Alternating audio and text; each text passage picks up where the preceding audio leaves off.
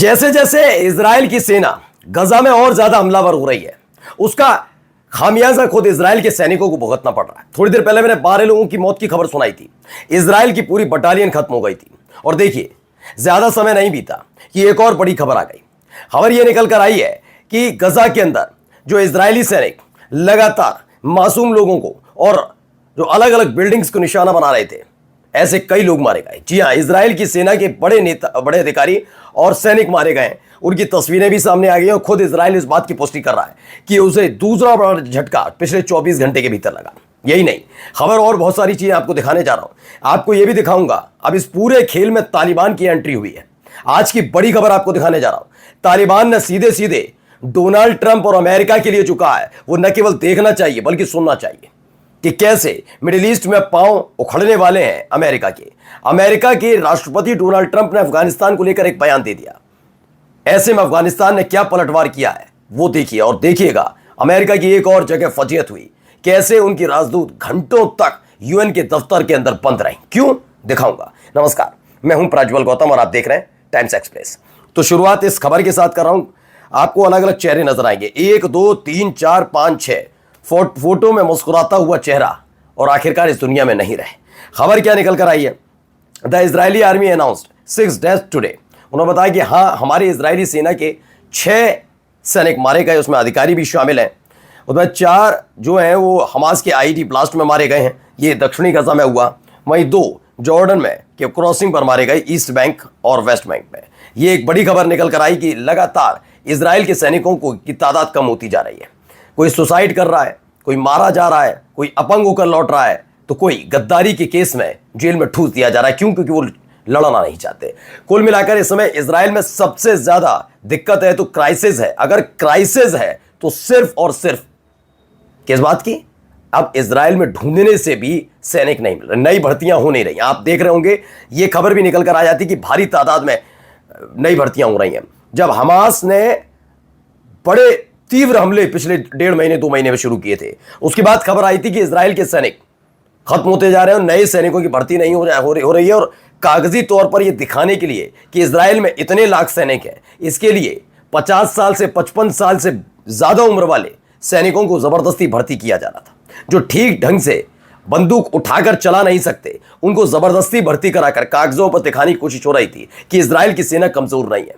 यह भांडाफोड़ तब हो गया था जब उन्हीं सैनिकों ने अपनी तस्वीरें डाल दी थी कि उनकी नई नई भर्ती हुई इस उम्र में आकर।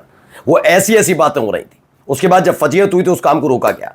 नई भर्ती हो नहीं रही है, पुराने वाले मारे जा रहे हैं। अगली खबर देखिए, ये एक पूरी की पूरी बटालियन के लिए खबर आई है। खबर क्या है देखिए, पीछे वो तो खैर बनाया गया है, आगे जो बटालियन है इसकी तस्वीर लगाई गई है। इसमें लिखा है आज गजा में भारी तादाद में इजरायली इन्वेडर्स कहा जाता है। इनको इन्वेडर्स के मतलब घुसपैठिए कहा जाता है कि इजराइल के सैनिकों को, कि गजा तो भाई फिलिस्तीन, वैसे तो पूरा ही इजराइल फिलिस्तीनियों का है, लेकिन फिर भी अब जब पूरे परिप्रेक्ष्य में बहुत सालों से पहचान मिल चुकी है वेस्ट बैंक और गजा को, तो फिलिस्तीन के अंदर, गजा के अंदर जब घुसपैठ कहा गया कि घुसपैठ कर रहे थे सारे सारे इजरायली, इनको भारी तादाद में मार गिराया गया। यानी एक बड़ा झटका इजराइल को यहां पर भी लगा। उसके कई सैनिक गजा के अंदर मारे गए।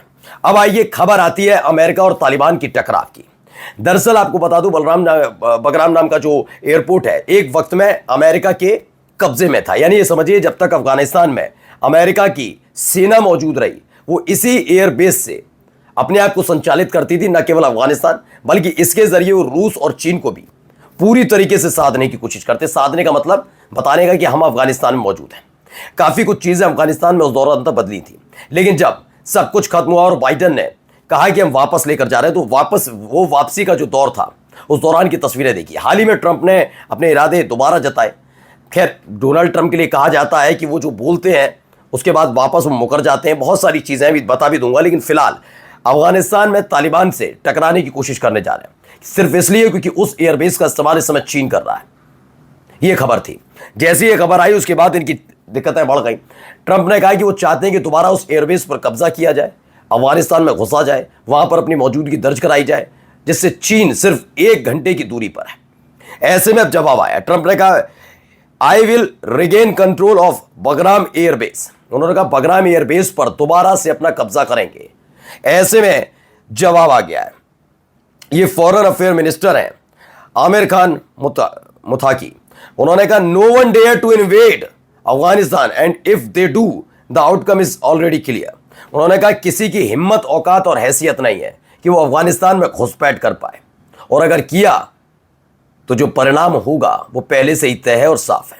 यानी खुल्लम खुल्ला मुत्ताकी ने जवाब दे दिया है कि थोड़ा हद में, अब ये वो दौर वाला अफगानिस्तान नहीं है कि हम आपकी हर बात को सुनेंगे। आपको एक बार खदेड़ा जा चुका है, दोबारा ऐसी नौबत मत लाइए। देखिए WA मोवरिज हैं, उन्होंने इस खबर को बताया है, वहां के जर्नलिस्ट हैं।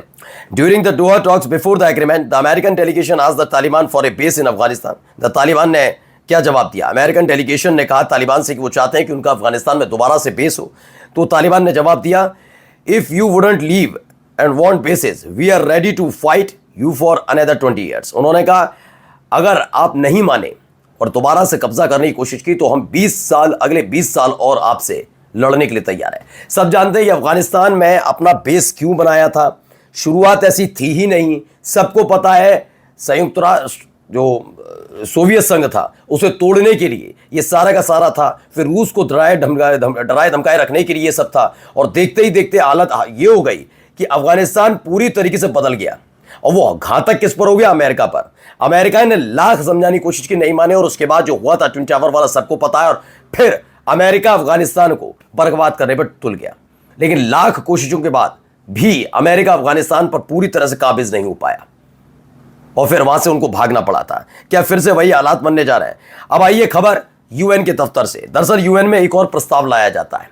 यह प्रस्ताव किस चीज के लिए था कि गजा में जो जेनोसाइड चल रहा है और जो हो रहा है उस पर रोकथाम लगाई जाए, और टेम्परेरी नहीं बल्कि परमानेंट सीज फायर होना चाहिए।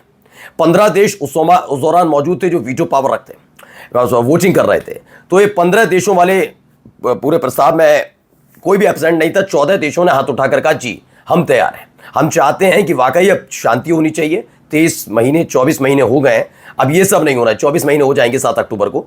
फिलहाल इन सब के बीच अब इसे बंद कर देना चाहिए। 14 देशों से पूछा गया, उन्होंने हाथ ऊपर उठाया, लेकिन US की जो वहां पर अमेरिका की प्रतिनिधि थी, राजदूत थी, उन्होंने हाथ नीचे रखा। और जब पूछा गया कि कौन इस प्रस्ताव के खिलाफ है तो अमेरिका अकेला पड़ गया, और अमेरिका ने कहा हम इसके प्रस्ताव के खिलाफ है। यानी शांति अमेरिका गजा में, इस मिडिल ईस्ट के अंदर नहीं चाहता, ये क्लियर हो गया। देखिए उसके बाद इनके साथ क्या हुआ है, जरा देखिए। कैसे न ये जा रही थी, जाने की कोशिश कर रही थी UN के दफ्तर से बाहर, तो घेर लिया ने।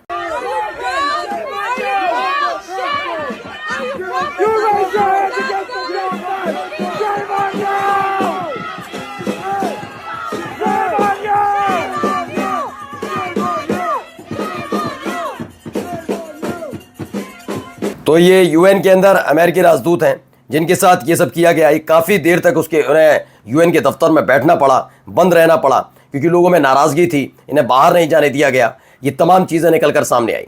ये वो तस्वीर है जो तस्वीर गुस्से का प्रतीक बन गई है। US vetoes security council resolutions demanding cease fire release of all hostage. यानी अगर 15 के 15 वोट पड़ जाते फेवर में तो आसानी से सीज फायर हो जाता, लेकिन अपना वीटो लगा दिया यूनाइटेड स्टेट ने, और अब इसका रास्ता रुक गया है। यानी UN के अंदर आया हुआ ये प्रस्ताव सिर्फ अमेरिका की वजह से रुक गया, जिससे लोगों में गुस्सा भी है और नाराजगी भी। नमस्कार।